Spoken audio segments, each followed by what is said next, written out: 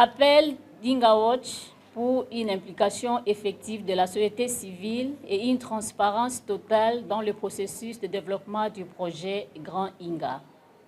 À l'attention du gouvernement de la République démocratique du Congo, de l'Agence de développement et de promotion des projets d'Inga ADEPI, groupe de la Banque mondiale, IFC MIGA.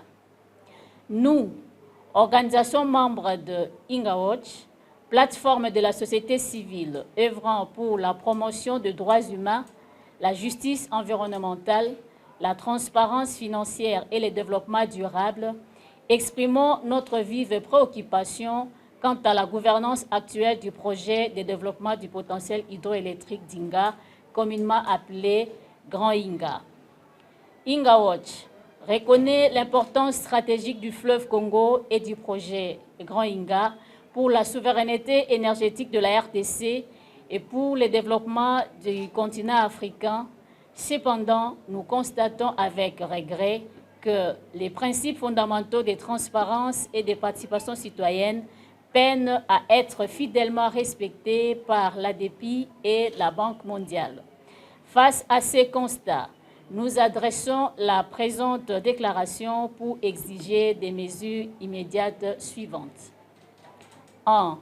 Sur l'implication de la société civile dans les discussions. Nous déplorons le caractère limité, voire symbolique et sélectif de notre participation aux instances de décision et au processus de négociation relatif au projet Grand Inga. Or, aucune décision majeure relative à la structuration du projet, à la sélection du développeur ou à la finalisation de la loi Inga ne saurait être légitime sans un véritable consentement éclairé et la participation active de communautés affectées et de leurs représentants. À cet effet, nous exigeons que la mise en place, dans un futur proche, des comités consultatifs au niveau national et provincial puissent prendre en compte la participation effective et non sélective des organisations de la société civile à toutes les étapes du projet, y compris les comités de suivi technique, les études d'impact et les négociations contractuelles. 2. Sur la transparence des activités de développement communautaire financées par la Banque mondiale. Inga Watch est préoccupé par l'opacité dans la suite des étapes de mise en œuvre des activités dites de développement communautaire financées à hauteur de 5 millions de dollars par la Banque mondiale en faveur des 5 territoires ciblés, à savoir Tchela, Lukula, Sekebanza, Songololo et Luozi dans le cadre de ce projet. À ce titre, nous demandons la publication intégrale et l'actualisation régulière des plans d'action de développement communautaire, des critères d'éligibilité des bénéficiaires ainsi que de budget alloué et effectivement décaissé. 3.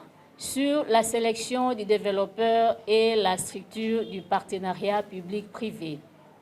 Le processus de sélection du ou des développeurs pour la phase initiale du projet Inga 3 et la phase suivante souffrent d'un manque de transparence, exposant le projet à des risques de corruption et à des accords déséquilibrés, préjudiciables à l'intérêt national. Le gouvernement et la Banque mondiale doivent garantir un processus de sélection compétitif, équitable et conforme aux normes internationales en matière de transparence et de lutte contre la corruption. Les contrats de concession liés au projet Inga doivent être rendus publics avant leur signature. Nous exigeons à cet effet la publication des termes de référence, des critères de sélection et des études des diligences raisonnables, notamment sur les aspects techniques, financiers et environnementaux relatifs aux développeurs à sélectionner. 4. Sur le contenu de la loi Inga en préparation. Inga Watch prend acte des informations relatives à l'élaboration d'une loi spécifique sur la gouvernance du projet Inga. Toutefois, le processus de rédaction de cette loi demeure opaque et semble ignorer l'expertise et les contributions de la société civile. Nous demandons que le processus d'élaboration et de l'adoption de cette loi soit transparent, inclusif et participatif, impliquant l'ensemble des parties prenantes, y compris les experts indépendants et les organisations de la société civile. Si un tel projet de loi existe, il doit impérativement définir le mécanisme clair de partage équitable des bénéfices entre l'État, le partenaire privé et les communautés locales. Intégrer des dispositions contraignantes pour la protection de l'environnement, des ressources en eau et des droits des populations.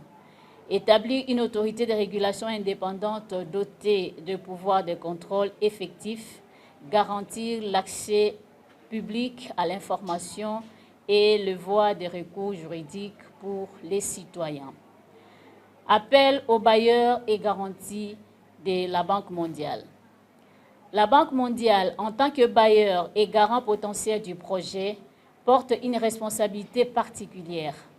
Nous lui rappelons ses engagements en matière de sauvegarde environnementale et sociale, de transparence et de lutte contre la corruption.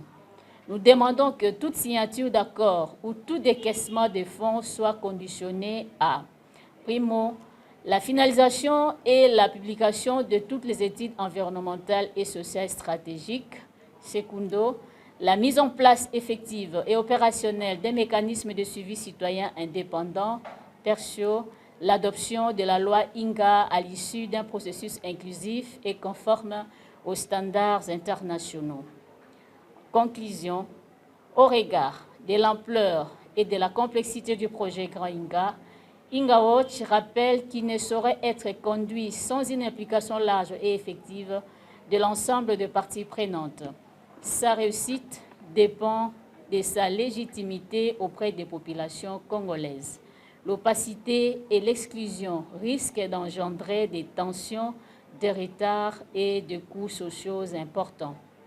En outre, tout projet d'électrification doit intégrer des considérations environnementales et le principe du développement durable et ne peut être mis en œuvre sans explorer des options d'énergie renouvelable et des alternatives permettant de réduire les impacts sociaux et environnementaux négatifs. Nous appelons le gouvernement de la RDC, l'ADEPI et la Banque mondiale à ouvrir un cadre de dialogue inclusif et à répondre favorablement aux présentes recommandations.